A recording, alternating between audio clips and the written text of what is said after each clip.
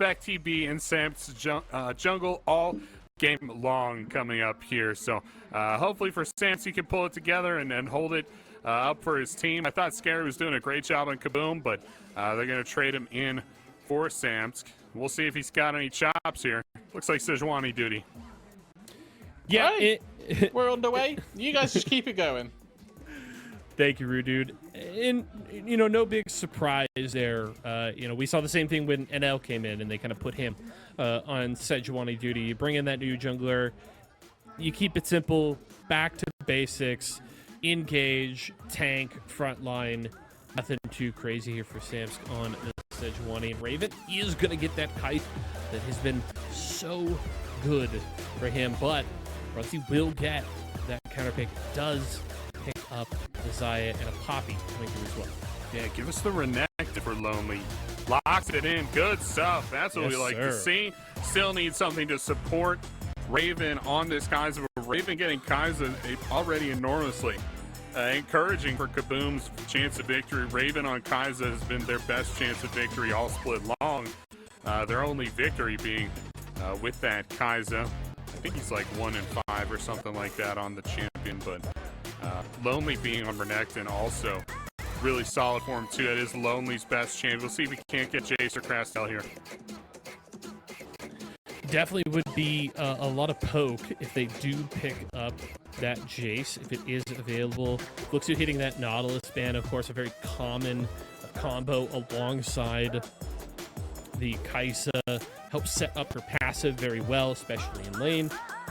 Gives her just that big, you know, a little bit more burst damage in those fights with that RCC comes through. So curious to see what they pick for Redbird. They're going to go back to the Alistar, which he played last weekend, and, you know, played it fairly well. Credit to Redbird. If you guys missed last weekend's show, after one of their games that they unfortunately lost, Redbird actually did take them to come and do an interview with us, talking about their play, what they were doing right in the game, and kind of what's been going on. And I honestly greatly appreciate him, you know, being willing to come and talk and, you know, open up about it. And it was a really good interview. I'm excited to see him back on the cow here. Fluxo gonna get the Nico and the Cassante here. We've seen some big Nico play today, Axman.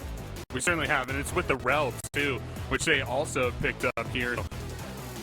Honestly, just a next level draft from Fluxo. I don't see them losing this game, given the pedigree they have over Kabum, but Kabum, they've drafted an okay composition here. They got plenty of pick tools, lots of nice playmaking, and damage packed in to their composition as well. Not the worst draft from Kabum, to be sure, but Fluxo, man, it's just on another level. There's so much packed in here, so much mid-game team fighting potential. And I think that they're going to bring this one home. They haven't given anything away in the draft so far. Yeah, I mean, if you're looking at the Kabum side, you've got the engage tools, right? You have the Sejuani and the Alistar to start fights, and of course, get, you know, Raven set up for those killer instincts onto primary targets. But we'll just have to see, because there's so many tools for Fluxo as well, and we've seen how devastating those Magnet Storms into the Nico ultimates have been in multiple fights today. Rude Dude, as we get ready for our last game of the day, what are you doing? You know, I'm looking actually at the Poppy pick, because see, Poppy versus 5 champions that dash forward. Kabum are going to have a bit of a tricky time there. But this feels very quintessential Fluxo for a draft, where you've got Tay just brick wall in the top lane, no resources, good luck up there, 07 salute, we'll see you later, and all resources should be funneled into this bot lane. You've got very strong winning mid lane, Nico just pretty much destroys all laning phases, and then you just got, let's see how much gold we can give to Brunsey as soon as possible. And then on the flip side, Kabum, they're sat there, you know, Renekton and Sejuani duo in the top side. They can make plays happen on a whim. You get one stun with Sejuani nearby, that's the second stun that comes through. So a lot of tools open to Kabum on the top side as well. A lot of questions to be asked of Tay, whether or not he can stay safe in the top lane. All right.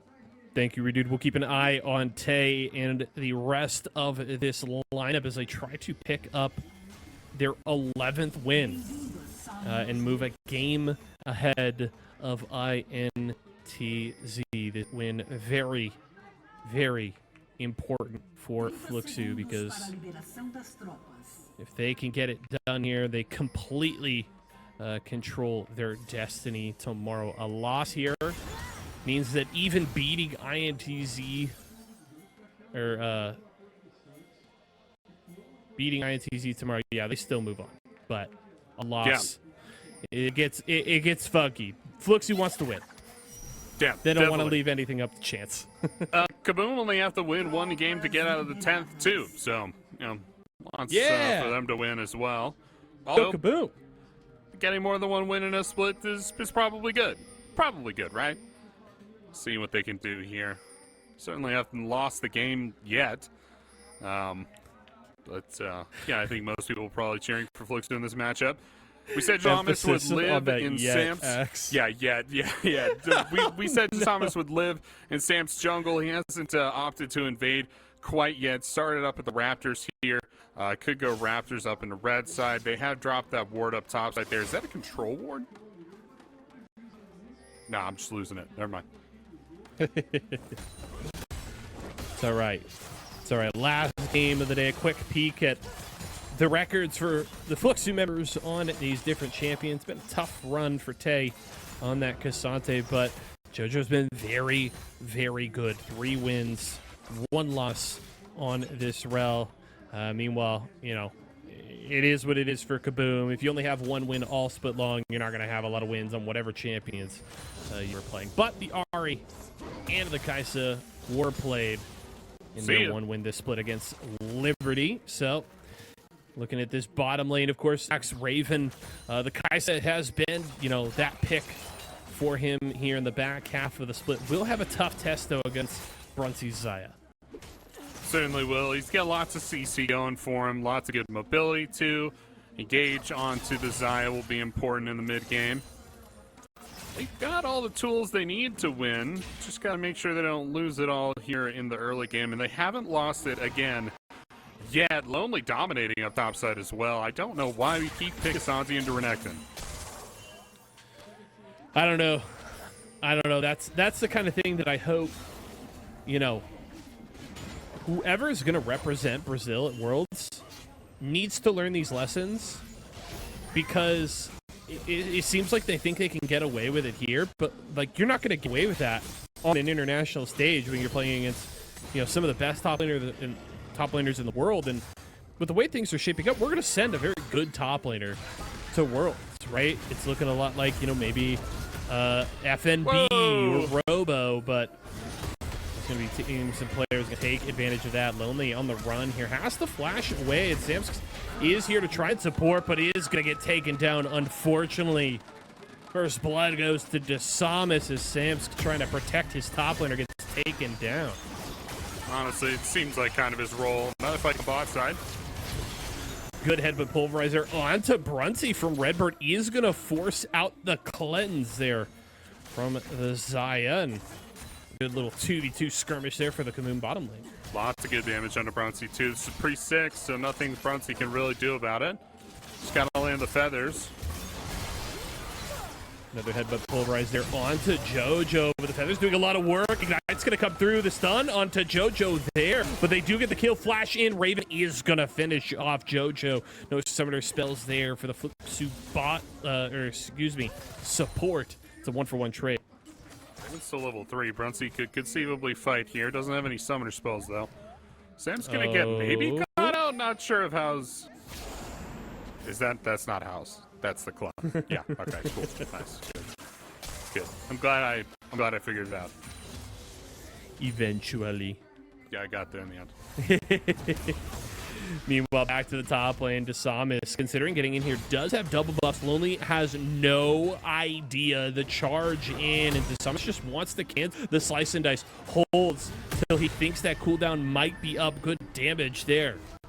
Lonely will get away, but 200 health to his name and no teleport available. This Renekton in a tough spot. Yeah, not the easiest thing for him. That was a clone again. Okay. Yeah, that was a clone again. I got it. I'm back on. How's this tricking me, man? How's this tricking me? This. I'm keeping my eyes peeled. I know he's we're a minion now. Oh, no. Oh, no, 4 hours into the show, but it's time to wake up, baby. Yeah, I'm waking up. I'm so here right now. In this moment, could be the 3v3. Samson bot side. Let's see if Thomas rotates up here.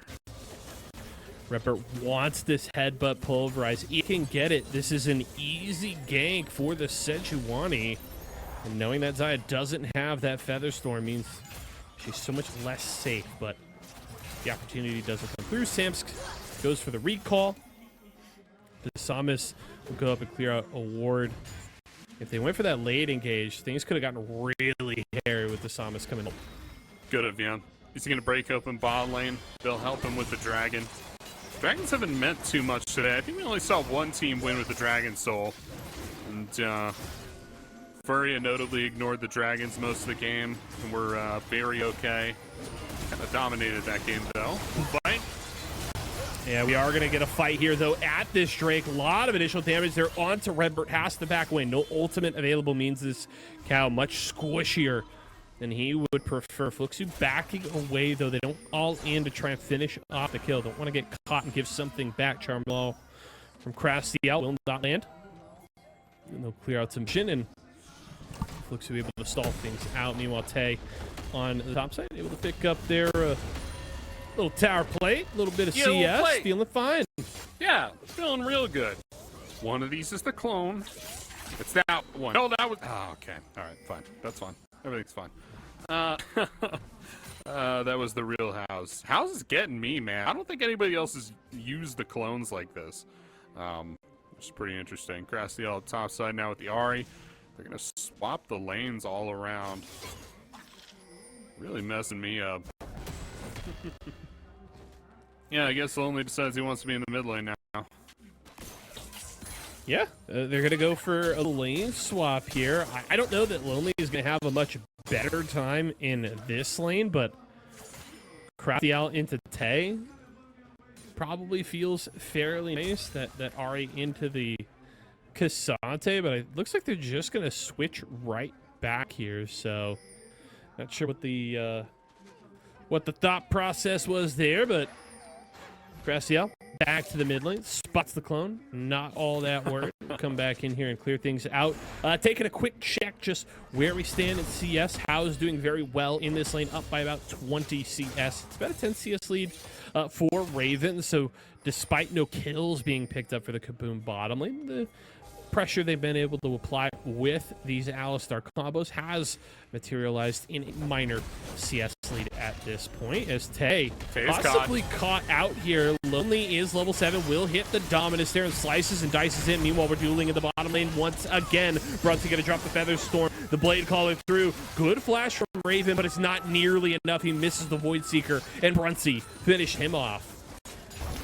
Yeah, not gonna find that Void Seeker, unfortunately. That's pretty close thing for Raven.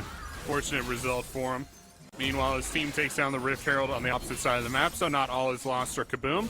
But they are down 2,000 gold at this stage. A little bit of gold gonna be made up by this Rift Herald. Hopefully they can use it effectively.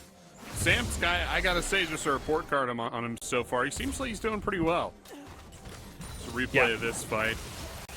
Redbird had to make his way in early, got CC to the top. Nice headbutt pulverize. Bronzy hits this Feather Storm, and it's just absolutely lethal, man. Oh, that Void Seeker. It's totally wide, unfortunately. That one definitely going to sting. But Kabum being able to pick up that Rift Herald, and the fact that they were able to get Fluxo off of that early Drake means they have that lead in the neutral objectives right now. A little bit of standing gold on the map that they can certainly pick up with that Rift Herald. And I mean, if they time it right with this Drake up, they can certainly try and parlay the Rift Herald charge into a Drake take as well if they play their cards right. We'll have to see what Samsk goes for here. Is going to be spotted by that ward. Knows that a member of Fluxo is in the area, laying down vision, trying to set up for this Drake. We'll clear out Gromp. We'll have to keep an eye on what Samsk elects to do here. No prio in either mid or bottom lane, so you really can't challenge for the Drake, and he's going to walk in, get stunned, has to flash an Arctic Assault over the wall, so that one's going to sting a little bit, not having that Summoner spell available. But it's like Kabum considering contesting for this objective. Important to note, Lonely, teleport available. No TP for Tay. No resources really at all for Tay.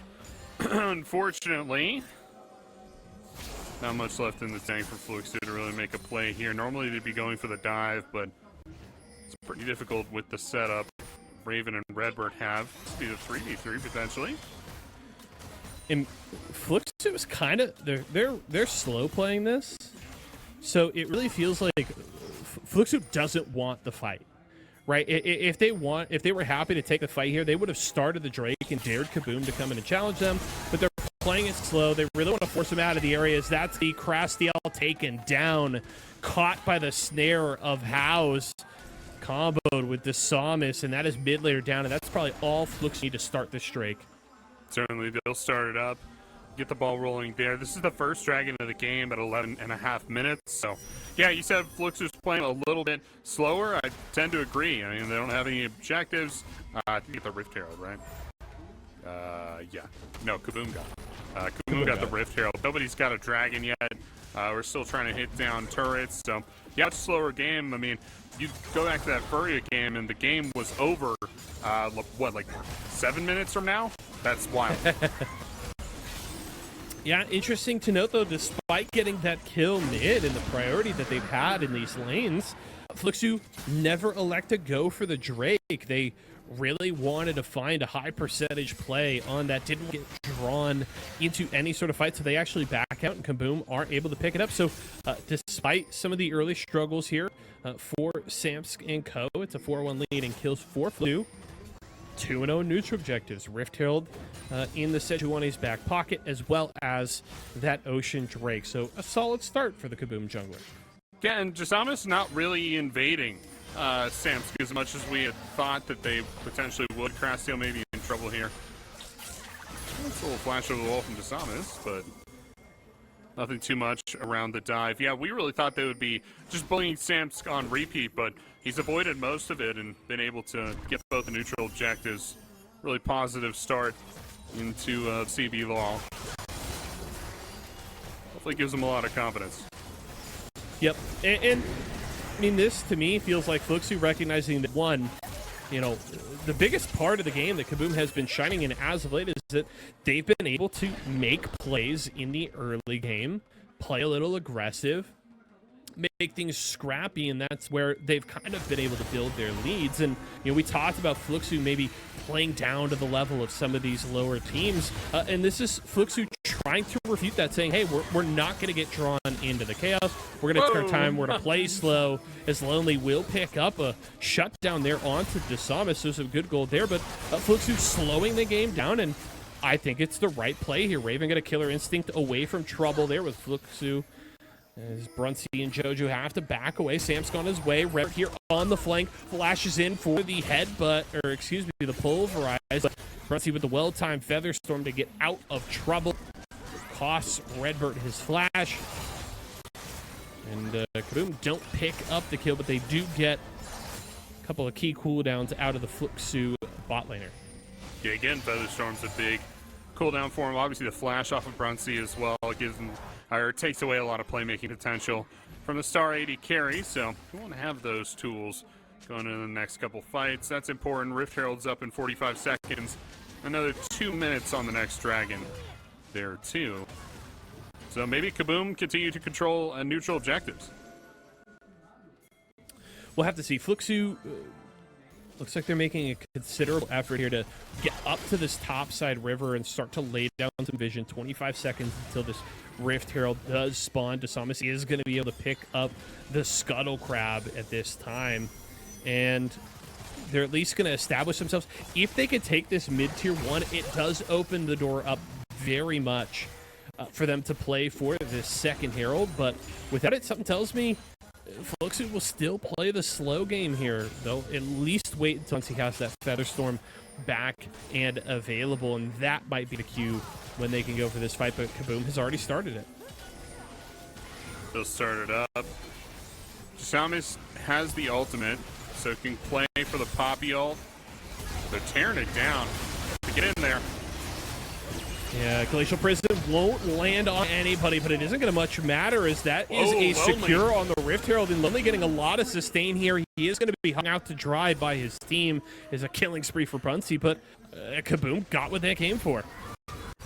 I haven't seen Gore Drinker heal like that in a long time. It's honestly powered Q there as well, getting some big AoE healing, but it was pretty funny seeing him get his entire health bar back just from those two abilities. And I remember a couple seasons ago we used to see that from Gore Drinker all the time. But yeah, Lonely dealt a lot of damage in that fight, has a lot of potential, but just 1v4 can't make it happen, and don't pull the trigger early enough to fight over the Rift Herald. They'll just get the pick down on the low. Yeah, it definitely felt like in the older days, Gore Drinker just did that on its own. You didn't need the empowered Renekton Q. You just pressed your one item and, oh wait, I'm full health again. Yeah, I guess he probably hit Dominus too and got a bunch of health, but yeah. Next and pretty cool champion. Tower gonna fall up top side. House takes that one down. One of the houses. I still can't tell which one is the clone. Dude is way too slick with that. Raven just trying to really absorb whatever gold on the map he can get his hands on here. Teleport's going to come in from Cressy up at this place. Is spotted out by Fluxo, but they're going to just drop the Rift Herald. They're looking for this mid lane tier 1 and looking to possibly parlay this into a Drake, but the Rift Herald's going to get knocked away. No pay? Wow, I mean, it might come through here, but the Samus, if he has anything to say about it, he's going to try and deny this charge as best he can. Hey! And there it is. It does come through, picks up that mid lane tier 1, and now Kabum looking to turn for the Drake, but maybe looking for the fight that they've been hoping for a while. They turned back around and maybe set up for it, but then turn back towards the Drake. Raven kind of caught in mid. It's really going to be up to a well-placed Killer Instinct to get into this fight. A lot of engage there onto JoJo's. The Magnet Storm comes through. A lot of upfront damage here from Kabum, and Crastiel is doing the work as Raven has only just arrived, but House is down. This is a huge fight for Kabum. What can they get? Brunson can activate the Feather Storm. Good flash from Raven to get away from the Blade Caller there. That's a shutdown for Raven there, and Fluxo run for the hills. Kabum finally getting some work done. And they'll get another dragon here. The dragon stacking has become a little bit of a win condition. I mean, they're taking the second dragon in 18 minutes. How much can they really get done stacking these dragons up? It's got to be like a 30-minute soul or something like that, Yeso. But at least they're making headway, right? Only Samps dies. Everybody else getting a little bit of kills, especially Raven popping off there with the 2 kills. See this one more time. House had a sick flank to start this one off. And the comes in from the side here on the back. It's a triple knockup with the ultimate, which looked like it was so doomed for Kabum, but they totally turn things around as soon as Raven gets here. Void Seeker finds House. They get the kill down on Tay here as well. Really nice sub, and of course, finally killing Brunsey. And I mean, imagine how much better that fight goes for Kabum if Raven's there for the first half. Like, JoJo doesn't get away. He probably Killer Instincts into the backside of that fight and just wreaks havoc there onto Fluxo. So I would argue Fluxo kind of lucky to get away the way that they did, because I think Raven would have made that worse if he wasn't kind of stuck in mid lane absorbing that wave while his team positioned in River. And now Fluxo starting to lay down vision in Kabum's red side jungle, and that means they're going to start setting their sights on these tier 2 towers top in mid. Could get the here. Yeah, Pop Blossom comes through from House, but the charm is longer range than the ultimate. That means Samson is going to pick up a kill. Good job there. The mid jungle duo of Kabum. Teleport in from Lonely. They're maybe looking for a play. Slice over the wall. Killer Instinct is available, but the Void Seeker just misses. Kabum backing away for the time being. Stun there onto Redbird. Has his ultimate, so he can get pretty beefy if they try to milk the cow here. As Crastiel just whittles away on this top lane tower. I don't know, so. Yeah, Samus goes for the engage. The Hero's Verdict comes through, but it's not early enough to save Samus's life. Kill credit goes to Lonely, and now it's a Croc And a Kaisa trying to chase down Fluxo. Top lane tower falls. And I mean, just like that, look, it's still 2,000 gold lead Fluxo, but we're tied in kills. 2 Drake lead for Kabum. This game is getting real close. Exactly. It used to be a 6,000k gold lead, right? So bringing it back down to 2k is really positive for Kabum, and they have a lot of really high base damage numbers built into their kits, so they're going to stay relevant for another 10 minutes or so there too. Kabum are making a big comeback, and they can reasonably fight over objectives, many of which they've already stacked up so far over the course of this game. So you imagine fighting over this next Infernal Dragon, getting a victory there could be huge for them, put them on sole point. Of course, fighting over this Baron, making even more of that gold lead back up could be massive. They'll just have to win the fight. Wood starting to be placed around this Baron 21 minutes into the game. And a game that started so heavily in Fluxo's favor, right? 4-1 was the early kill lead. DeSamus making plays. House punishing Crastial in the mid lane, but they've turned things around as of late. 3 kills now onto Raven on this pick that has been so pivotal for him in the back half of the season. And he's on a 2-item spike. Kraken Slayer, Navori Quickblades online for this guy. So she is really going to hurt in these fights, so keep an eye on these key members for Kabum. If the engage can come through from the Swanee and the Alistar, they've got the damage. Bring to bear. We'll keep an eye on them as Fluxo going to get that wave crashing in the mid lane and start to move over towards this Baron. Redbird set up behind the pit will be spotted here by House. The snare will just miss, so Redbird doing okay, but he could get caught out here if they want to go for it. He's going to get to safety for the time being. Nice vision control from Fluxo around the Baron so far. Kabum definitely trying to lock in that bot side control, sending Lonely down there through the jungle. They have a tough time controlling the map from here, though.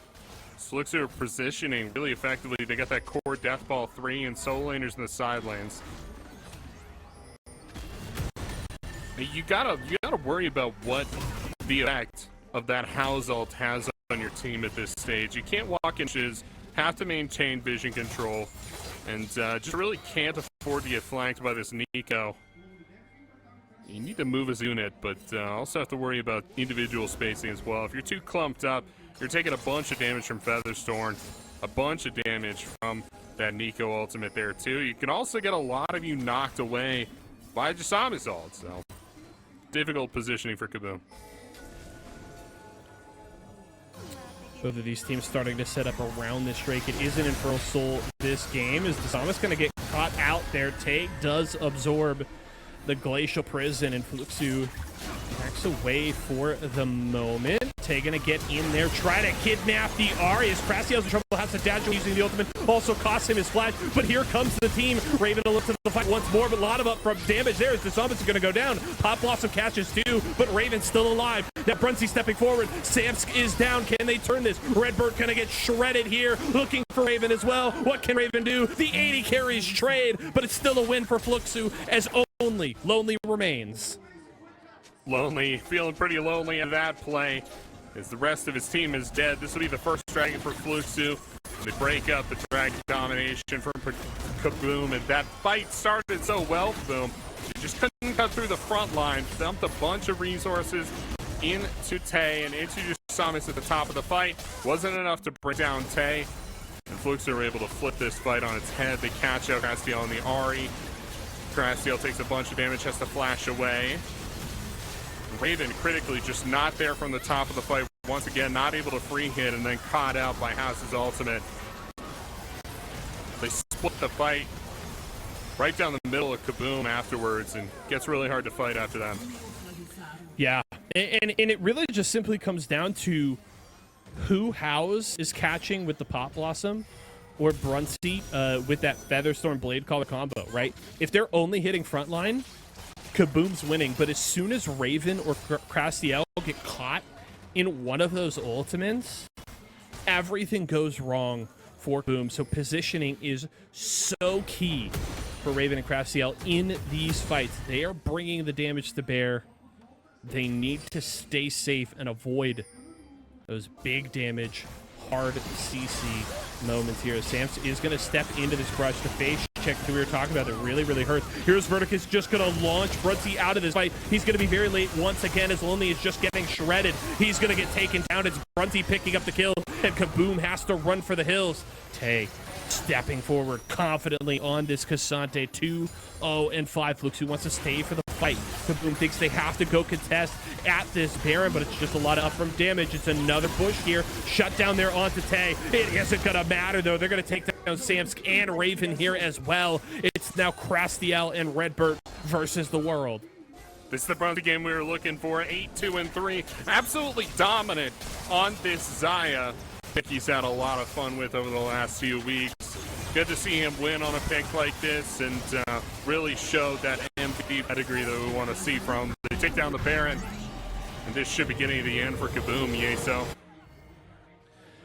Yeah, just House and Brunzy playing very clean. And, you know, DeSamus and Tay are more than happy to sacrifice their lives. They're drawing so much attention from these damage dealers. And meanwhile, House and Brunzy are just biding their time for the right moment, for the perfect Pop Blossom to catch a carry, for that Feather Storm to get the Blade Caller and lock down multiple members of Kabum. DeSamus and Tay buy a lot of time for House and Brunzy to set things up and knock them all down. So well played from Fluxo. They're going to look for their second Drake. Gonna start looking for that Drake. I don't think we get the Dragon Soul. No. I don't think we're gonna look for the Dragon Soul necessarily. But they will start control the bottom side of the map. I don't know how long it would take. I think it would actually be like a 40-minute Dragon Soul if either team gets it. Sure. Don't think we're gonna quite get there. I do think Fluxo are going to end it out before that. I would like to see them do that. I know they have a nice late game, and they're working against some high base numbers from Kabum, but I always like to see a team end a game out quick. We'll see how aggressively they want to play. We, of course, saw the pinnacle of aggressive ending of games from Fury in our first game of the day as Redbert just trivial, taking him out under tower. The cow nowhere near tanky enough to survive the onslaught from Fluxo, and we even got the teleport there out of Lonely on the flank, but wasn't there early enough to have anything to say about this tier 2 tower, and Fluxo will continue to utilize these Baron buff minions to force their way into the Kabum base. Here's Verdict. We'll launch Crastiel back to the fountain, and this lone cannon minion will just whittle away bit by bit by bit as Fluxo continue to apply pressure. Really like this setup from Fluxo. Flash forward on the Tay. Yeah, heavy engage there. House going down here is huge, but does have the Zong as in Raven just barely survives. They are able to finish off House, but the problem is Crastiel down as well. Brunzy winning his fight with the opposing mid laner. There's Tay is going to take down Redbird. It is a 2-for-1 trade in favor of Fluxo, and they're still looking to press into the base. They're looking for this middle inhibitor. Finally get that wave they've been searching for so long. Take down that inhib turret. They're going to get the inhibitor along with it. This bot lane inhibitor going down as well. And yeah, the beginning end for Kabum is starting to look more like just the end for Kabum. Look at the end off of this push, but Fluxo, next time, it'll be easy for him. Play for the Dragon now, I think. Just 10 seconds till that respawns. They're gonna go quick reset timers and get back on the map. I don't think Kabum can push these waves out quick enough and establish control of that area of the map fast enough to really contest. We'll see, though. They're teleporting in. They might catch out Tay here, sitting in the brush. He is going to be spotted out, but should be able to get away. And this, for me, is just Fluxo kind of going back to what we talked about from them early on, right? The slow, deliberate play around the Drake, not wanting to get pulled into Kabum's game, and they recognize, hey, this is a 3-item Kaisa, as that's going to be the engage on the Drake, and it is taken by Samsk, but they might lose everything else. Samsk is going to get taken down. Another kill there for Brunzy, up to 11 in this game. So Kabum, they get the Drake, which means they're one away from Soul, but they might lose the game before we even get to that point. Bit of a heist, honestly. Samsk earning a lot of respect from me for that play. They just rushed down the Dragon. Honestly, not deservedly so, but good move nonetheless. And yeah, they're on Dragon Soul point against all odds here. Wasn't expecting that one for sure. Fluxo gonna have to tighten up the objective control a little bit. I think you can't be losing Dragon Soul to Kabum, not this late in the game. I mean, look, Infernal Soul closes the gap a little bit. I think it does, yeah. It doesn't close the entire 7,500 gold lead, but it does, you know, some of it. So, I mean, hey, if Kabum can stall, win a fight, and pick up that Dragon Soul, it changes the complexion of this game a little bit. So we'll just keep an eye on it. But Fluxo, I imagine, they want to take full advantage of these next 4 minutes. They don't want to give Kabum the chance to pick up Soul as they're starting to siege this top lane inhibitor. Raven is here. They're trying to keep him at bay. The wave clear, very important, because without that Baron buff now, much more difficult for Fluxo to go for these sieges. Kabum need to clear these waves and prep for this coming objective. 50 seconds until this Baron. We'll see if Fluxo wants to go for it, or if they just go for the fight. Good launch there. Lonely's going to go back to the fountain. Redbird going in. A lot of CC. He's buying a lot of time, but the problem is Crash CL and Raven don't have the space to do anything. 2 tanks down. Only 1 remains. It's a double kill for Brunsey. Really just tying a nice little bow on top of this Fluxo win right now as they're looking to finish things off. Exactly what I want from Brunsey this game. Big carry performance from him. Double-digit kills, huge multi-kills. They're going to end out the game here as well. Yeah, they're going to look to take down everybody. Pop Blossom will catch 2. It's a double kill there for House. So well played. They're going to finish off the team, finish off the Nexus, and finish